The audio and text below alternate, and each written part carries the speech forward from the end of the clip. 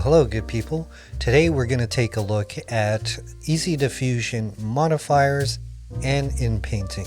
So here we are in the interface and I have a very basic prompt here. It's just half body portrait of a steampunk woman. Very popular topic to generate images with. I also have my negative prompts here that I've already inputted. I'll put a link in the description below for this as well. And to demonstrate the modifiers, I'm just going to use Stable Diffusion 1.5. I'm going to use Euler Ancestral, image size of 512 by 768. Steps we'll leave at 30 for now. Guidance scale at 7. And I have fix incorrect faces and eyes enabled. And before we get into the modifiers, I'm just going to generate two images so that you see what a raw stable diffusion image looks like without using a model or any of the modifiers. So these aren't too bad. As you can see, one looks more like a digital illustration, one looks photorealistic, and that's because we haven't really defined in the prompt exactly what it is we need. So the modifiers are good for this, especially if you're just starting out.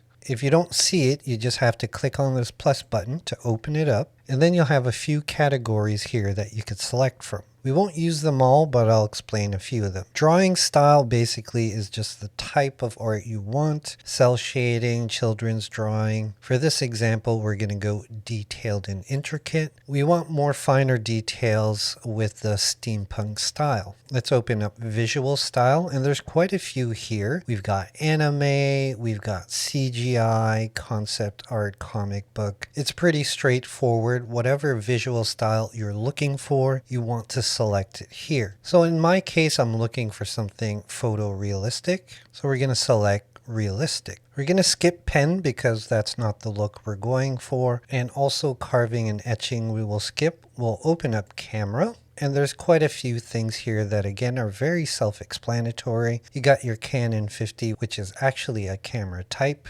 We have cinematic, dramatic. This has to do more with various photography looks. We have glamour shot, film grain, HD, golden hour. So I would pick a few from here. We're going to select Canon 50. And I also want to choose golden hour to have that nice sunset feel. And then I'm going to select HD. Obviously, there are much more categories here we can select from, but I don't want to get too ahead of myself. I just want to show you how these modifiers will help build your prompt. So now we see in this section here everything that we've selected. Easy Diffusion is going to add it to our prompt. So I'm going to click on Make Two Images here. Now if we look at the new prompt using the modifiers, we see everything that we've selected is now added to the main prompt. So now we have a photorealistic soft look, still not perfect, but you see now we're kind of molding the image into something that we like. Let's look at the previous generations here.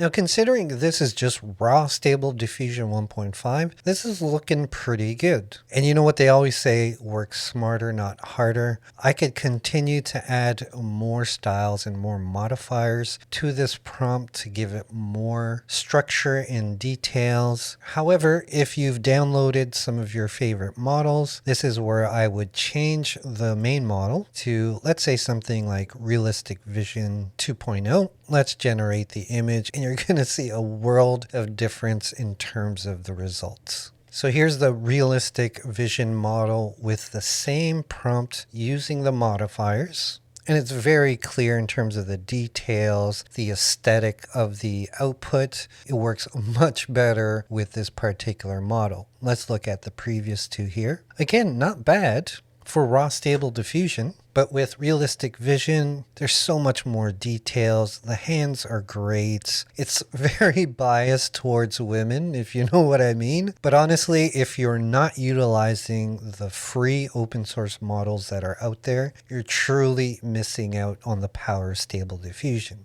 Now let's talk about inpainting.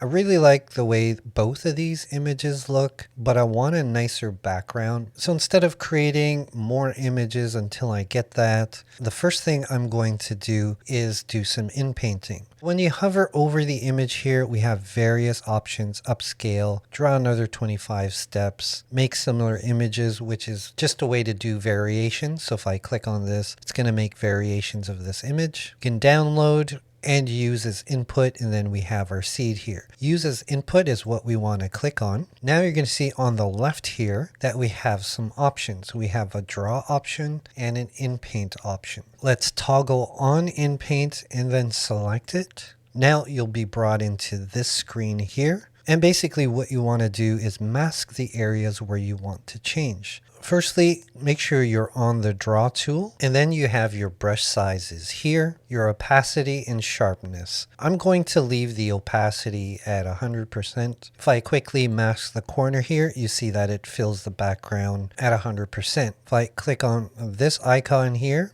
and mask here, you see that it's a bit more transparent. So it'll still make the change in the image, but not as aggressively. For now, I'm going to leave it at 100%. What I'd like to do is change the background, as I said. So I'm just going to inpaint around the subject here. You could overlap the edge of the subject just a little bit. You don't want to overlap it too much. But the way this works is that the areas that I'm inpainting or masking is where the AI will make a change. To zoom in, you can use Control plus or minus. Technically, you're zooming the browser to get in closer. I'm going to decrease my brush size. I wish, though, that this was a slider where you can get a very specific size brush. So now what you want to do is follow the outline of the subject. And like I said, you can overlap the edge a little bit. I wouldn't worry too much about it, but you do want some changes to happen as close to the subject as possible. For those in-between areas, I suggest a smaller brush. Now my little circle highlight thing's a little bit in the way, so hopefully you can see it okay. But again, I'm just going to do as best as I can. And take your time with this. There's really no rush. But again, you don't have to be 100% accurate.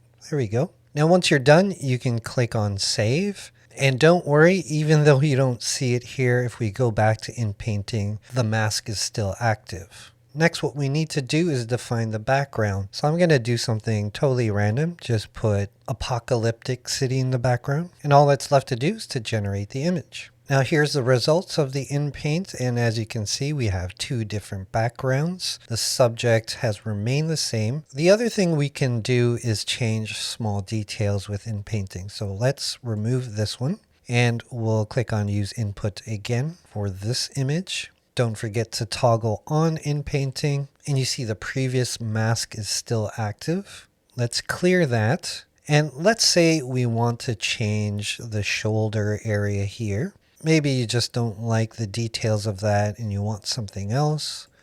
We're going to change that. And perhaps we want something a bit different around the neck here. We're just going to click on Save and make two more images. Now we see the shoulder accessories, I guess what they're called, and the choker collar type of thing is slightly different from the original one, although they look very similar. It's just a different style, especially on this one. This one still looks pretty similar, but both of the shoulder accessories are totally different. So inpainting is a great way to change fine details in your image, and it'll definitely save you time from regenerating or create variations. With inpainting, you have just a bit more control. As always, let me know in the comments below what you thought and what you'd like to see next regarding Easy Diffusion. Until then, I'll see you when I see you.